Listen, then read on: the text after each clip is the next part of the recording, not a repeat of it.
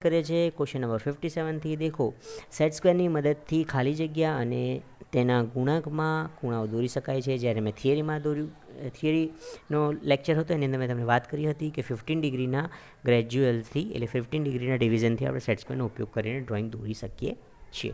કારણ કે એક સેટ સ્ક્વેર છે 45 ડિગ્રીનું, એક સેટ સ્ક્વેર છે 30 ડિગ્રીનું, તો આપણે 15 ડિગ્રી જે છે એનો યુઝ કરીને એને દોરી શકીએ છીએ. ત્યારબાદ ડ્રોઈંગ બોર્ડનો ઉપયોગ ખાલી જગ્યાને આધાર આપવા માટે કરવામાં આવે છે.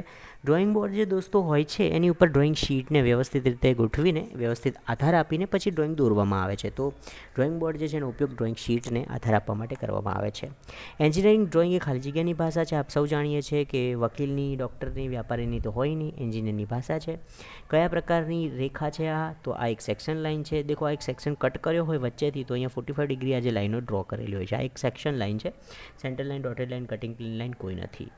ત્યારબાદ ડ્રોઈંગ શીટને કઈ સંજ્ઞા વડે દર્શાવવામાં આવે છે? ડ્રોઈંગ શીટ દેખો દોસ્તો આપણે જાણીએ છીએ એ વડે દર્શાવવામાં આવે છે. તો અહીંયા એ વાળું કયું છે? A4, એટલા માટે જવાબ શું આવશે? A4. નીચે આપેલ ટી સ્ક્વેર છે એમાં ઝેડ શું દર્શાવે છે? ઝેડ છે એનું શું દર્શાવે છે? સ્ટોક. ઠીક છે. ત્યારબાદ વાત કરીએ કે એક્સ શું દર્શાવે છે? તો એક્સ જે છે એ ડ્રોઈંગ બોર્ડની નીચે જે સ્ટ્રીપ હોય છે એ સ્ટ્રીપ દર્શાવે છે. આ જે થિયોરેટિકલ લેક્ચર છે એની અંદર તમે જોઈ શકો છો. વર્કિંગ એજ તો અહીંયા હોય છે, બેટન્સ આ બંને છે અને સ્ટ્રીપ છે એ આ વચ્ચે જે લાઇન્સ છે હોરિઝોન્ટલ એ છે તમારી સ્ટ્રીપ. ત્યારબાદ પેપર ઉપર બતાવેલ એન્જિનિયરિંગ ડ્રોઈંગ છે, વસ્તુ, building, bridge, electrical drawing, mechanical drawing, marine drawing જે છે એની રચના એના ડ્રોઈંગને શું કહેવામાં આવે છે? તો એને કોઈ સ્પેસિફિક કોઈ ડ્રોઈંગ હોય એ ઇલેક્ટ્રિકલ ફિલ્ડનું ડ્રોઈંગ હોય છે, કોઈક ડ્રોઈંગ હોય છે સિવિલનું હોય છે, કોઈક મિકેનિકલનું હોય છે. આ તો ત્રણે બ્રાન્ચોના ડ્રોઈંગ છે, બટ કમ્બાઇનલી એ દરેક ડ્રોઈંગને શું કહેવામાં આવે છે? એન્જિનિયરિંગ ડ્રોઈંગ કહેવામાં આવે છે. ઠીક છે. આ જે એન્જિનિયરિંગ ડ્રોઈંગના સબ પાર્ટ જે છે એ આ પાર્ટ છે, electrical, civil, mechanical, but basically it is engineering drawing. ઠીક છે. ત્યારબાદ મોટી સાઇઝનું જે સર્કલ છે એ દોરવા માટે શું વાપરવામાં આવે છે? હવે દેખો પરિકર જે હોય છે અમુક વખત પરિકરમાં કેવી લિમિટેશન આવી જાય, જેમ કે બો કંપાસ છે કે પછી સ્ટ્રેટ બાર છે. સ્ટ્રેટ બાર તો અલગ વસ્તુ છે, બટ બો કંપાસ છે કે આપણું જે સિમ્પલ પરિકર છે જે આપણી જોડે આવે છે કંપાસમાં, તો એનો ઉપયોગ આપણે અમુક લિમિટેડ સર્કલ દોરવા માટે કરતા હોઈએ છીએ. હવે જો તમારે એક મોટું સર્કલ દોરવું હોય તો એના માટે એક બીજું એટેચમેન્ટ આવે છે જે લેન્થિંગ બાર હોય છે. તો એ લેન્થિંગ બારને પરિકર સાથે જોઈન કરીને એમાંથી મોટી સાઇઝનું સર્કલ દોરી શકાય છે. તો એનો જવાબ શું આવશે? લેન્થિંગ બાર. A1 સાઇઝના પેપરનું ક્ષેત્રફળ કેટલું હોય છે? દોસ્તો A1 સાઇઝનું ક્ષેત્રફળ દેખો A0 જે છે એની સાઇઝ છે એનું 1 મીટર સ્ક્વેર હોય છે. હવે A0 પછી A1 આવે છે. મેં તમને કીધું હતું કે A0ની જે સાઇઝ હોય છે એનાથી A1ની હાફ હોય છે, A2ની એનાથી હાફ, A3ની એનાથી હાફ, A4ની એનાથી હાફ. તો A0 છે એની 1 મીટર સ્ક્વેર છે, તો A1ની આવશે 0.5 મીટર સ્ક્વેર. આના માટે તમે થિયરીનો લેક્ચર જોઈ શકો છો. Question number 67. કયા પ્રકારની ડ્રોઈંગ શીટનું ક્ષેત્રફળ વધારે હોય છે?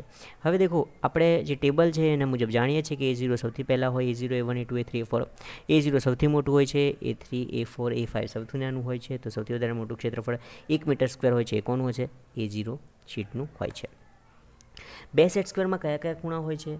દેખો બે સેટ સ્ક્વેર જે છે એના બધા ખૂણાને કમ્બાઈન કરીએ તો બંનેમાં એક કોમન ખૂણો હોય છે 90 ડિગ્રી. ત્યારબાદ એક સેટ સ્ક્વેર છે જે 60-30 ડિગ્રી હોય છે, એની અંદર 60 અને 30 ડિગ્રી આવશે. અને 45 ડિગ્રી ટ્રાયેંગલ હોય છે, એની અંદર બંને સેમ એંગલ હોય છે 45 ડિગ્રી. તો ઓવરઓલ જે 30, 45, 60 અને 90 ડિગ્રી જે છે બધામાં ઇન્ક્લુડ થાય છે. એટલે માટે સી એનો આન્સર આવશે. ત્યારબાદ જોઈએ આપણે નેક્સ્ટ, કંપાસ વડે દોરી ન શકાય તેવા વક્ર સપાટીઓ જે છે શાની મદદથી દોરવામાં આવે છે? દેખો કંપાસ વડે કે પછી એટલે પરિકર વડે કે એના વડે આપણે દોરી ના શકીએ ને એવા કર્વ આપણે વ્યવસ્થિત રીતે દોરવા હોય તો એના માટે એક ફ્રેન્ચ કર્વ આવે છે. ફ્રેન્ચ કર્વનો ઉપયોગ કરીને આપણે જે મિનિમમ 3 પોઈન્ટમાંથી પાસ કરીને એક કર્વ દોરતા હોઈએ છીએ. પ્રોટેક્ટર એક ઇન્સ્ટ્રુમેન્ટ છે જેનાથી ખાલી જગ્યા મપાય છે. પ્રોટેક્ટર શું છે? એ પ્રોટેક્ટર આપણું ડિગ્રી માપવા માટેનું એક ઇન્સ્ટ્રુમેન્ટ છે જે હાફ સર્કલ આવતું હોય છે, જેમ સર્કલ માસ્ટર આવે છે એ રીતે. તો એંગલ જે છે એને આપણે રેડિયનમાં, મિનિટમાં લિનિયર મેઝરમેન્ટનું તો સાધન છે જ નહીં. એંગલ મિનિટમાં નથી મપાતો, રેડિયનમાં નથી મપાતો, ડિગ્રીમાં મપાય છે. તો એંગલ પ્રોટેક્ટર જે છે એક પ્રોટેક્ટર એવું સાધન છે, એનો જવાબ આવશે એ. ત્યારબાદ વાત કરીએ નીચેનામાંથી કયું ડ્રોઈંગ દોરવા માટે સોફ્ટ ગ્રેડની પેન્સિલનો ઉપયોગ કરવામાં આવે છે? તો સોફ્ટ જે છે દેખો આ ક્વેશ્ચન પહેલાં આવી ચૂક્યો છે કે સોફ્ટ જે છે અહીંયા આવશે. હવે જેમ આપણે અહીંયા એન્ટી ક્લોકવાઇઝ જઈશું એમ શું થશે? અહીંયા સોફ્ટનેસ વધતી જશે પણ સાથે સાથે ડાર્કનેસ વધતી જાય છે. તો ઘાટી લાઈન દોરવી હોય તો સોફ્ટ ગ્રેડની પેન્સિલનો ઉપયોગ કરવામાં આવે છે. ત્યારબાદ આકૃતિમાં જે સાધનો દર્શાવ્યા છે તો એમાંથી જે એડજસ્ટેબલ પેન્સિલ જે પોઈન્ટ જે છે જેનાથી નાના નાના જે વર્તુળ દોરી શકાય છે તેવું સાધન કયું છે? દેખો આ સાધન જે છે અહીંયા એ સાધન છે. આ સાધન આપણે પહેલાં પણ આવી ચૂક્યું છે અને એનો ઉપયોગ મેં ત્યારે પણ કીધું હતું કે નાના નાના વર્તુળ દોરવા માટે કરવામાં આવે છે, જ્યાં અહીંયા સ્પ્રિંગ આ રીતે અટેચ હોય છે. તો આ સાધન તમારે એ માર્ક કરી શકો છો તમે. ત્યારબાદ બે સેટ સ્ક્વેર છે એના કારણે બનતો એંગલ શોધવાનો છે. દેખો ટોટલ 180 એંગલ છે, એમાંથી 45 અને 60 ડિગ્રી સબસ્ટેક કરીશું આપણે. દેખો સોરી, અહીંયા કઈ રીતે અરેન્જ કરેલું છે, એક સાઈડ અહીંયા 45 ડિગ્રી છે, બીજી સાઈડ અહીંયા આ જે એંગલ બને છે 90 ડિગ્રી છે. તો 90 અને પ્લસ 45 તો એ થઈ જશે 135 અને બાકીનું જે એંગલ બનશે 180 એમાંથી સબસ્ટેક કરીશું તો 45 ડિગ્રી આપણને મળી જશે. ત્યારબાદ સેટ સ્ક્વેરને ટી સ્ક્વેર વડે ટી સ્ક્વેર સાથે જોડીને જુદી જુદી લાઈનો દોરી શકાય છે. આપણે સૌ જાણીએ છીએ કે સેટ સ્ક્વેરને ટી સ્ક્વેર વડે જોઈન્ટ કરીને, તો ટી સ્ક્વેર સાથે સેટ સ્ક્વેરનો ઉપયોગ કરીને બધી સીધી લાઈનો દોરીને આપણે કાર્ય કરે છે, પરંતુ ખાલી જગ્યા આપવા જ છે એમ. મીન્સ કહેવા શું માગે છે કે જે ટી સ્ક્વેર છે અને સેટ સ્ક્વેરનો ઉપયોગ કરીએ આપણે કમ્બાઇન્ડલી ડ્રોઈંગ બોર્ડ ઉપર, તો કઈ લાઈનો આપણે દોરતા નથી. તો દેખો વર્ટિકલ લાઈન આપણે સેટ સ્ક્વેરનો ઉપયોગ કરીશું એટલે વર્ટિકલ લાઈન દોરી શકીશું, આપણે ઇન્ક્લાઇન લાઈન દોરી શકીશું. તો કઈ લાઈન નહીં દોરી શકીએ? Horizontal line. કારણ કે જો હોરિઝોન્ટલ લાઈન દોરવી હોય તો સિમ્પલ આપણે ખાલી એકલા ટી સ્ક્વેરનો ઉપયોગ કરીને હોરિઝોન્ટલ લાઈનનો ઉપયોગ દોરી શકીશું. એના માટે સેટ સ્ક્વેરની જરૂર નથી. પણ અહીંયા આપણને સેટ સ્ક્વેર અને ટી સ્ક્વેર કીધું છે, તો એટલા માટે એક એવી લાઈન છે કઈ હોરિઝોન્ટલ લાઈન જે દોરી શકાશે નહીં. તેના બાદ જોઈએ આપણે સેટ સ્ક્વેર જે છે એ શામાંથી બનાવવામાં આવે છે. તો સેટ સ્ક્વેર દેખો લાકડું, લોખંડ કે સ્ટીલમાંથી બનાવવામાં આવતું નથી, સિમ્પલ સેલ્યુલોઇડમાંથી બનાવવામાં આવે છે.